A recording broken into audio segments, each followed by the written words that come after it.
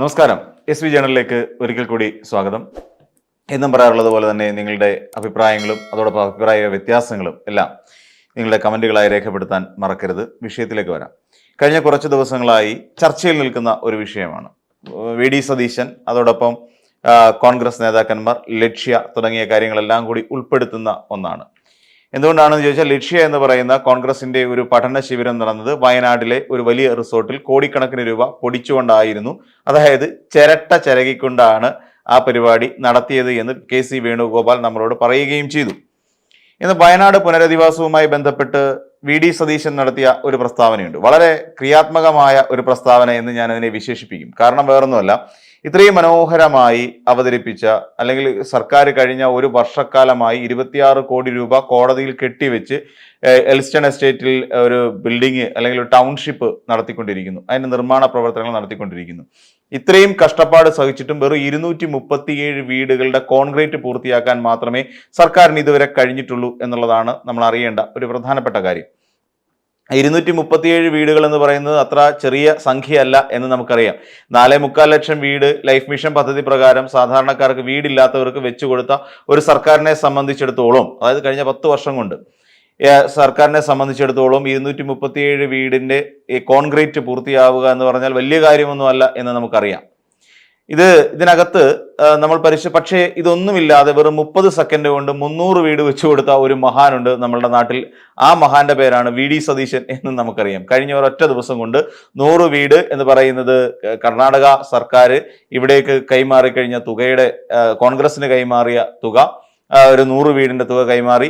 പിന്നെ ഇത് കൂടാതെ മറ്റ് കോൺഗ്രസിന്റെ 100 വീടുകൾ, പിന്നെ ഇതും കൂടാതെ മറ്റേ ഇവിടുന്ന് പിന്നെ ലീഗിന്റെ ഒരു 100 വീട് എന്ന് വേണ്ട മൊത്തത്തിൽ 300 വീട് വെറും 30 സെക്കൻഡ് കൊണ്ട് നിർമ്മിച്ച് കൈ കൊടുത്ത ഒരാളാണ് നമ്മുടെ ശക്തനായ പ്രതിപക്ഷ നേതാവ് വി.ഡി. സതീശൻ എന്ന് നമുക്ക് അറിയാം.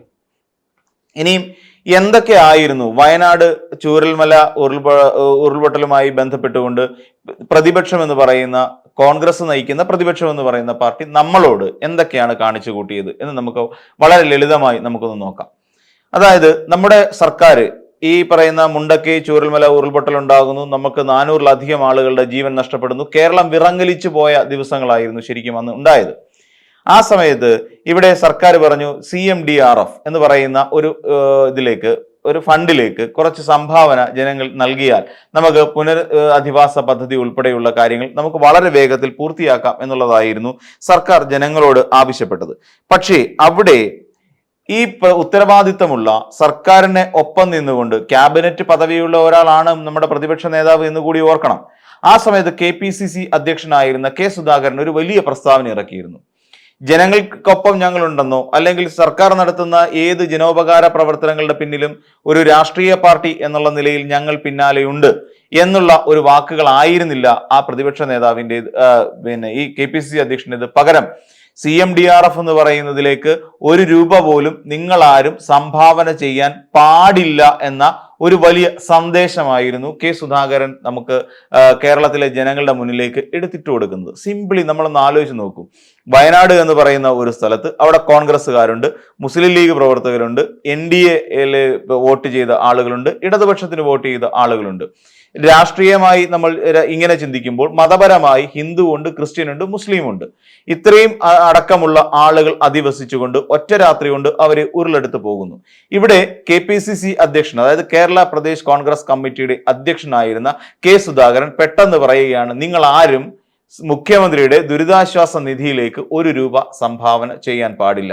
ഇത് ജനോപകാരപ്രദമാണോ, ജനവിരുദ്ധമാണോ, അതോ ഇതിനുള്ളിൽ ഒളിഞ്ഞു കിടക്കുന്നത് രാഷ്ട്രീയം മാത്രമാണോ? നമുക്കെല്ലാവർക്കും അറിയാവുന്നതുപോലെ CMDRF എന്നാണ് പറയുന്നത്. അതായത് മുഖ്യമന്ത്രിയുടെ ദുരിതാശ്വാസ നിധി എന്നാണ് നമ്മൾ അതിന് പറയുന്നത്. ഇത് ഒരുപക്ഷെ വി.ഡി. സതീശൻ മുഖ്യമന്ത്രിയായി വന്നാൽ ആ മുഖ്യമന്ത്രിക്ക് ഓപ്പറേറ്റ് ചെയ്യാൻ കഴിയുന്ന ഒരു ഫണ്ടാണ്. ഇനി അതല്ല, രമേശ് ചെന്നിത്തല മുഖ്യമന്ത്രിയായി വന്നാൽ രമേശ് ചെന്നിത്തലയ്ക്ക് ഓപ്പറേറ്റ് ചെയ്യാൻ കഴിയുന്ന ഫണ്ടാണ്. ഇതിനു മുൻപ് ഉമ്മൻചാണ്ടി സർക്കാർ അധികാരത്തിലിരിക്കുന്ന സമയത്ത് ഉമ്മൻചാണ്ടി എന്ന് പറയുന്ന ആൾ ഓപ്പറേറ്റ് ചെയ്തുകൊണ്ടിരുന്ന ഫണ്ടാണ്. അപ്പോൾ ഈ CMDRF എന്ന് പറയുന്ന ഫണ്ട് പിണറായി വിജയന്റെ പേരിലുള്ള ഒരു അക്കൗണ്ട് അല്ല എന്നുള്ള കാര്യം എന്തുകൊണ്ടാണ് ഈ KPCC അധ്യക്ഷനായിരുന്ന കെ. സുധാകരൻ ഓർക്കാതെ പോയത്? അവിടെയാണ് ഞാൻ പറഞ്ഞത് രാഷ്ട്രീയം ഉണ്ട്. ഒരു ദുരന്തത്തിൽ പോലും രാഷ്ട്രീയത്തെ അല്ലെങ്കിൽ രാഷ്ട്രീയത്തെ ഹൃദയത്തിൽ നിന്നും വിടാതെ നടക്കുന്ന ഒരു കൂട്ടരാണ് ഈ പ്രതിപക്ഷത്ത് ഇപ്പോഴുള്ളത് എന്നാണ് ഞാൻ പറഞ്ഞു വന്നതിന്റെ രത്നച്ചുരുക്കം. ഇനി മറ്റൊരു കാര്യം കൂടി നമ്മൾ പരിശോധിക്കാം. പക്ഷേ നമ്മളുടെ അക്കൗണ്ടിലേക്ക്, അതായത് CMDRFലേക്ക്, അത് പൊതു അക്കൗണ്ടാണ്, അതിലേക്ക് നിരവധി സംഭാവനകൾ വന്നിരുന്നു എന്നുള്ളത് യാഥാർത്ഥ്യമാണ്. ഇത് നമുക്കെല്ലാവർക്കും അറിയാം. എന്നിട്ട് ഇപ്പോ പുതിയതായി ഈ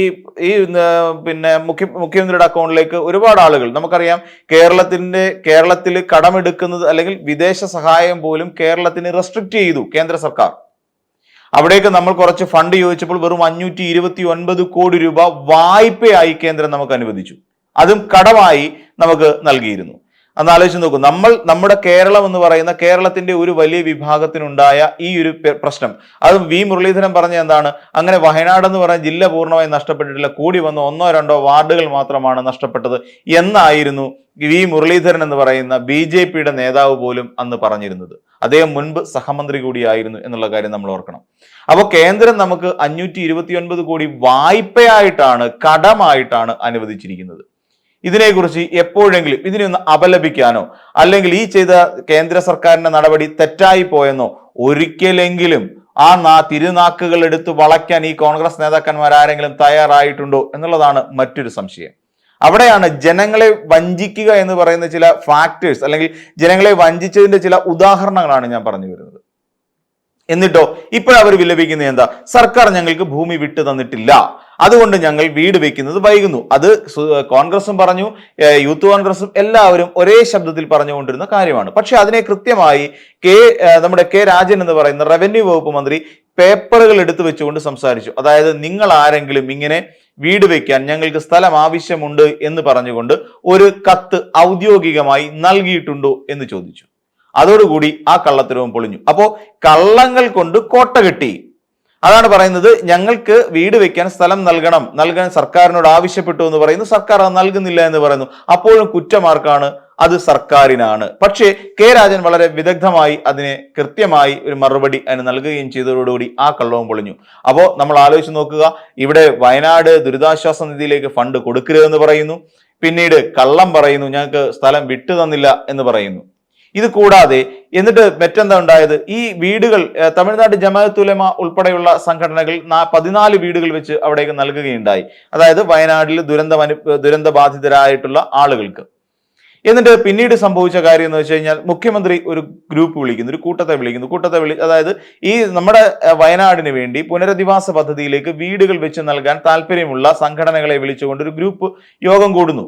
യോഗം കൂടിയിട്ട് മുഖ്യമന്ത്രി കാര്യങ്ങൾ വിശദീകരിക്കുന്നു. അവരോട് പറയുന്ന ഒരു വീടിന് 30 ലക്ഷം രൂപ ചെലവ് വരും എന്നുള്ള കാര്യം മുഖ്യമന്ത്രി അവരെ അറിയിക്കുകയും ചെയ്യുന്നു. അതനുസരിച്ച് പലരും അവരുടെ വീട് കൊടുക്കാം എന്നുദ്ദേശിച്ച പലരും അവരുടെ പദ്ധതി കുറച്ചൊന്ന് റീസ്ട്രക്ചർ ചെയ്യുന്നു, അല്ലെ റീഷെഡ്യൂൾ ചെയ്യുന്നു. എന്നിട്ടാണ് പലരും വീട് വെച്ച്, തമിഴ്നാട് ജമാഅത്ത് ഉലമ ഉൾപ്പെടെയുള്ളവർ അങ്ങനെയാണ് വീട് വെച്ച് 14 വീടുകൾ വെച്ച് നൽകിയിട്ടുള്ളത് എന്ന് നമുക്കറിയാം. പക്ഷെ അപ്പോഴും യൂത്ത് കോൺഗ്രസ് ചെയ്ത് എന്താണ്, അവിടെ DYFIക്കാര് 25 വീട് എന്ന് പറയുന്ന ഒരു ബെഞ്ച് മാർക്ക് അല്ലെങ്കിൽ ഒരു വീട് ഞങ്ങൾ വെച്ചു കൊടുക്കാമെന്ന് പറയുന്നു. പക്ഷെ അപ്പോ 25 പോരാ, ഞങ്ങൾ 30 വെച്ചു കൊടുക്കും എന്ന് പറഞ്ഞുകൊണ്ട് യൂത്ത് കോൺഗ്രസ് രംഗത്തേക്ക് വരുന്നു. പക്ഷെ യൂത്ത് കോൺഗ്രസ് പിരിച്ച പണം എവിടെ എന്നാണ് നമ്മൾ ഇപ്പോഴും ചോദിച്ചുകൊണ്ടിരിക്കുന്നത്. അങ്ങനെ ഒരു സംഭവം നടന്നിട്ടുണ്ടോ?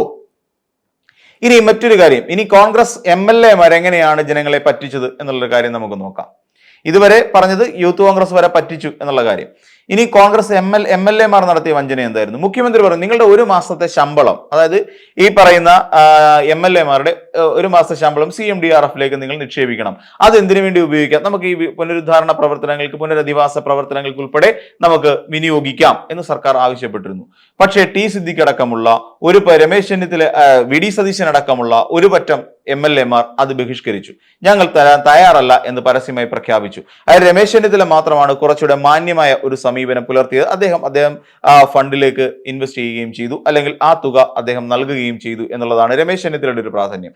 ബാക്കി ഭൂരിപക്ഷം വരുന്ന കോൺഗ്രസ് MLAമാരും ഫണ്ട് നൽകിയിട്ടില്ല എന്നാണ് നമ്മൾ മനസ്സിലാക്കുന്നത്. സിദ്ദിഖ് 1000 ആവർത്തി പറഞ്ഞു, ഞങ്ങൾ കൂടി കൊടുത്ത പണമാണ്, ഞങ്ങളുടെ ഒരു മാസത്തെ MLAമാരുടെ ശമ്പളം കൂടി ഉൾപ്പെടുത്തിയതാണ് അതിനുള്ളിലുള്ള ഫണ്ട് എന്ന് സിദ്ദിഖ് അടക്കം വിളിച്ചു പറയുമ്പോൾ നമ്മൾ ആലോചിക്കണം, കൊടുത്തിട്ടില്ല സിദ്ദിഖ് എന്നുള്ളത്. അപ്പോൾ ഇങ്ങനെയും ജനങ്ങളെ പറ്റിച്ചവരാണ് കോൺഗ്രസ്സുകാർ.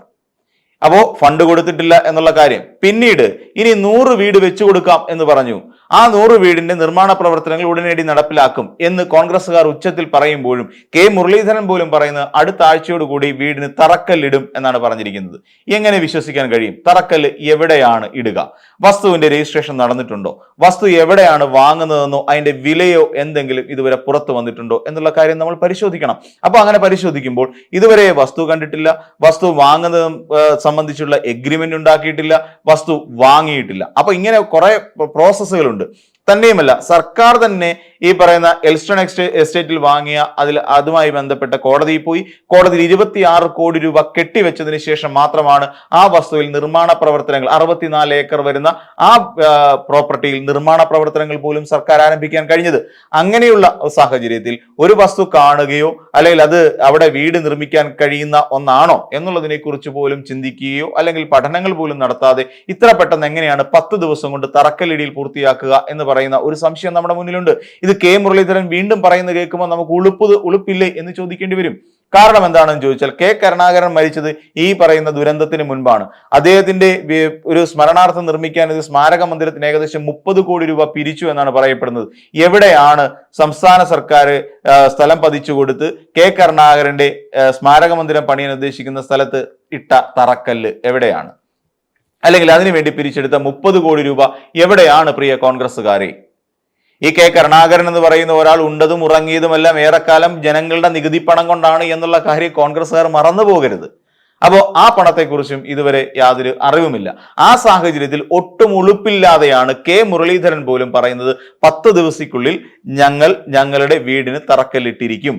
ഞങ്ങൾ അടുത്ത തെരഞ്ഞെടുപ്പിന് മുൻപായി ഞങ്ങൾ പറഞ്ഞിരിക്കുന്ന 300 വീടുകൾ, അതായത് ഇവരുടെ രാഹുൽ ഗാന്ധിയുടെ അതോടൊപ്പം തന്നെ ലീഗിന്റെ ഈ പറയുന്ന കർണാടക സർക്കാരിന്റെ ഈ വീടുകൾ ഞങ്ങൾ കൊടുത്തു തീർത്തിരിക്കും എന്നുള്ളതാണ് പറയുന്നത്. പക്ഷേ അതൊന്ന് സാധിക്കുമോ? സാധിക്കില്ല. സ്ഥലം ഏറ്റെടുക്കണം, കണ്ടെത്തുക, അതിന് ഇനി എന്തെങ്കിലും കേസോ കൂട്ടോ എല്ലാം വന്നു കഴിഞ്ഞാൽ അതിന്റെ പിന്നാലെ പോകേണ്ടി വരും. ഇതെല്ലാം കഴിഞ്ഞിട്ട് മാത്രമാണ്. അത് സർവോപരി ഇതിനകത്ത് ഫണ്ടില്ല എന്നുള്ളത് മറ്റൊരു വസ്തുതയാണ്. അതുകൊണ്ടാണല്ലോ കെ സി വേണുഗോപാൽ വളരെ കൃത്യമായി പറഞ്ഞത്, ഞങ്ങൾ തേങ്ങയ്ക്ക് പകരം ചിരട്ട ചരണ്ടിയെങ്കിലും ജീവിച്ചോളാം എന്ന് പറഞ്ഞത്. അപ്പോൾ അങ്ങനെയും ജനങ്ങളെ പച്ചയ്ക്ക് പറ്റിച്ചിരിക്കുന്നു എന്നുള്ളതാണ് നമ്മൾ മനസ്സിലാക്കിയെടുക്കേണ്ട ഒരു പ്രധാനപ്പെട്ട കാര്യം. അപ്പം നിലവിൽ തുടക്കം മുതൽ തന്നെ സംസ്ഥാന സർക്കാരിനെ രാഷ്ട്രീയം കളിച്ചുകൊണ്ട് ജനങ്ങളെ വഞ്ചിക്കുകയും അവരെ പറ്റിക്കുകയും ചെയ്തുകൊണ്ടിരിക്കുന്ന ഒരു വിഭാഗമാണ് ഇന്ന് നമ്മുടെ പ്രതിപക്ഷം എന്നുള്ള ഒരു വസ്തുത നമ്മൾക്ക് ആർക്കും മറക്കാൻ കഴിയുന്ന ഒന്നല്ല. അതിനകത്ത് ഇനി ഭരണവിരുദ്ധ വികാരം എന്ന് പറയുന്ന ഒരു വികാരം ഇവിടെ ഉണ്ട് എന്ന് വരുത്തി തീർക്കാൻ ശ്രമിച്ചുകൊണ്ടിരുന്നാലും ശരി, അതിലൊന്നും വസ്തുതയില്ല എന്ന് ജനങ്ങൾക്ക് ബോധ്യപ്പെടും. ഇനി എന്താണ് സർക്കാർ ചെയ്തുകൊണ്ടിരിക്കുന്നത്? സർക്കാർ അടുത്ത ഫെബ്രുവരിയോടുകൂടി 451 വീടുകളിൽ 300 വീടുകളുടെ താക്കോൽദാനം നടത്തും എന്നുള്ള കാര്യമാണ് പറഞ്ഞിരിക്കുന്നത്. നമുക്ക് വളരെ കൃത്യമായത് ഉറപ്പിക്കാം. ഏകദേശം 237 വീടുകളുടെ കോൺക്രീറ്റിംഗ് പൂർത്തിയായി കഴിഞ്ഞിരിക്കുന്നു. ഇനി ബാക്കി നിർമ്മാണ പ്രവർത്തനം 1000 സ്ക്വയർ ഫീറ്റ് ഒരു ഒറ്റനില വീടുകളാണ് എല്ലാം പണിഞ്ഞു നൽകുന്നത്. ഒരു ടൗൺഷിപ്പ് ഉണ്ട്. ഈ ടൗൺഷിപ്പുമായി ബന്ധപ്പെട്ടുകൊണ്ട് ഈ ടൗൺഷിപ്പിനെതിരായി തന്നെ എന്തെല്ലാം വ്യാപകമായ പ്രചാരമാണ് വരുത്തി തീർത്തത്. ഈ തുക അനുവദിച്ച് ഊരാളുങ്കൽ സൊസൈറ്റിക്ക് പണം അടിച്ചു മാറ്റാൻ വേണ്ടിയിട്ട് നടത്തുന്ന ശ്രമങ്ങളാണ് എന്ന് പറഞ്ഞില്ലേ? പിന്നീട് അല്ലേ മനസ്സിലാക്കിയത്. അതിനിടയ്ക്ക് നമ്മുടെ രാഹുൽ മാങ്കൂട്ടത്തിൽ പറഞ്ഞെന്താ, നമ്മളും ഒരുപാട് വീടൊക്കെ വെപ്പിച്ചിട്ടില്ലേ, ഒരു വീടിന് എങ്ങനെയാണ് ഇത്രയും തുക ചെലവാകുന്നത് എന്നടക്കം ചോദിച്ചില്ലേ? ഇതേപോലെ 30 ലക്ഷം രൂപ ഒരു വീടിന് ചെലവാകും എന്ന് മുഖ്യമന്ത്രി പ്രതിപക്ഷ നേതാവ് കൂടി ഉൾപ്പെട്ടിരുന്ന ഒരു യോഗത്തിൽ സംസാരിച്ചപ്പോൾ എന്തുകൊണ്ടാണ് അന്ന് പ്രതിപക്ഷ നേതാവ് വാവിട്ടൊരു അക്ഷരം ചോദിക്കാതിരുന്നത്? എന്തായിരുന്നു, എന്തിനാണ് ഈ 30 ലക്ഷം രൂപ ഒരു വീടിന്റെ പുറത്ത് ചെലവാകുന്നത് എന്ന് എന്തുകൊണ്ട് ചോദിച്ചില്ല എന്നുള്ള ഒരു ചോദ്യം നമ്മുടെ മുന്നിലല്ലേ? അപ്പം പ്രതിപക്ഷ നേതാവിനും അറിയാം ഈ 30 ലക്ഷം രൂപ ആ വീടിന് ചെലവാകും. അതിന്റെ സ്ട്രക്ചറിങ് ഇങ്ങനെയാണ്. അതിന് വേണ്ട അല്ലെന്നുണ്ടെങ്കിൽ ഒരു എർത്ത് കേക്ക് ഉണ്ടായാൽ പോലും, അതായത് ഒരു ഭൂകമ്പം ഉണ്ടായിരുന്നാൽ പോലും അതിനെ പ്രതിരോധിക്കാൻ തക്ക ശേഷിയുള്ള വീടുകളാണ് നിർമ്മിക്കുന്നത് എന്നുള്ളതാണ്. അതായത് ചരിത്രത്തിൽ ഇടം പിടിക്കാൻ പോകുന്ന, ലോകോത്തര ശ്രദ്ധ ആകർഷിക്കാൻ പോകുന്ന ഒരു വലിയ ടൗൺഷിപ്പ് പദ്ധതിയാണ് ഇതെന്നാണ് മുഖ്യമന്ത്രി നമ്മളോട് പറഞ്ഞിട്ടുള്ളത്. നമുക്കത് വിശ്വസിച്ചേ മതിയാവും. കാര്യം പറയുന്നത് മുഖ്യമന്ത്രിയാണ്. കാര്യം വീടില്ലാത്തവർക്ക് 4.25 ലക്ഷത്തോളം വരുന്ന കുടുംബങ്ങൾക്ക് വീട് വെച്ചു കൊടുത്ത ഒരു മുഖ്യമന്ത്രിയാണ് നമ്മളോട് പറയുന്നത്. ഇവിടെ നമുക്കറിയാവുന്ന പോലെ നിരവധി പദ്ധതികൾ, സ്കൂളുകൾ നമുക്ക് അനുവദിച്ചു തന്ന, സ്കൂളുകൾ നിർമ്മിച്ചു തന്ന, ഹൈടെക് നിലവാരത്തിലുള്ള സ്കൂളുകൾ നമുക്ക് നൽകിയ മുഖ്യമന്ത്രിയാണ് നമ്മളോട് ഇത് പറയുന്നത്. തീർത്തും മോർച്ചറിയിൽ കിടന്ന ആരോഗ്യ മേഖലയെ ഇന്ന് എടുത്തുയർത്തി ഇവിടം വരെ കൊണ്ട് എത്തിച്ച് നമുക്ക് വേണ്ട ചികിത്സ നൽകിക്കൊണ്ടിരിക്കുന്ന മുഖ്യമന്ത്രിയാണ് നമ്മളോട് ഇത് പറയുന്നത്. ഇബ്രാഹിം കുഞ്ഞ് പണിത് തീർത്ത പാലാരിവട്ടം പാലം വൃത്തിയായി പണിഞ്ഞ് നമുക്ക് യാത്രാ സൗകര്യം ഒരുക്കി തന്ന മുഖ്യമന്ത്രിയാണ് നമ്മളോട് ഇത് പറയുന്നത്. അപ്പോൾ നമുക്ക് ആ മുഖ്യമന്ത്രിയെ വിശ്വസിച്ചേ പറ്റൂ. അപ്പം ഒരുപാട് നല്ല കാര്യങ്ങൾ ചെയ്യുകയും നമ്മൾ പട്ടിണി കിടന്ന കാലഘട്ടത്തിൽ നമ്മൾക്ക് ഭക്ഷണം തന്ന് നമ്മളെ സംരക്ഷിച്ച ഒരു മുഖ്യമന്ത്രിയാണ് പറയുന്നത്. നമുക്ക് ഒരു വറുതിക്കാലം ഉണ്ടായപ്പോൾ നമ്മളെ ഒരു കുടുംബാംഗം എന്ന പോലെ നമ്മളെ ചേർത്ത് നിർത്തിയ ഒരു മുഖ്യമന്ത്രിയാണ് നമ്മളോട് ഇത് പറയുന്നത്. അപ്പൊ തീർച്ചയായും നമുക്ക് ആ വാക്കുകൾ വിശ്വാസം ഉണ്ടാകണം. ഫെബ്രുവരി മാസത്തോടു കൂടി ആദ്യ ഘട്ടം എന്നുള്ള നിലയിൽ 300 വീടുകളുടെ താക്കോൽദാനം ഈ പറയുന്ന സർക്കാർ നിർവഹിച്ചിരിക്കും എന്നുള്ള കാര്യം ഇത് നമുക്ക് വ്യക്തമായി നമുക്കറിയാം. ടി സിദ്ദിഖ് എന്ന് പറയുന്ന MLA കഴിഞ്ഞ ദിവസം അവിടെ മുണ്ടക്കൈയിൽ പോവുകയും ആ ടൗൺഷിപ്പ് പദ്ധതി കൽപ്പറ്റയിൽ പോയി കാണുകയും അതിനെക്കുറിച്ച് അവിടെ നടക്കുന്ന പ്രവർത്തനങ്ങളെല്ലാം 24 മണിക്കൂറും 1500-ലധികം തൊഴിലാളികളാണ് അവിടെ രാപ്പകൽ പണിയെടുത്തുകൊണ്ടിരിക്കുന്നത്. അതെല്ലാം പോയി നേരിട്ട് കണ്ട് അതിനകത്ത് യാതൊരു പാകപ്പിഴയും ഇല്ല, ഇതുടൻ തന്നെ പൂർത്തിയാക്കാൻ കഴിയുമെന്ന ശുഭാപ്തി വിശ്വാസം പ്രകടിപ്പിച്ചത് ടി സിദ്ദിഖ് എന്ന് പറയുന്ന MLA ആണ്.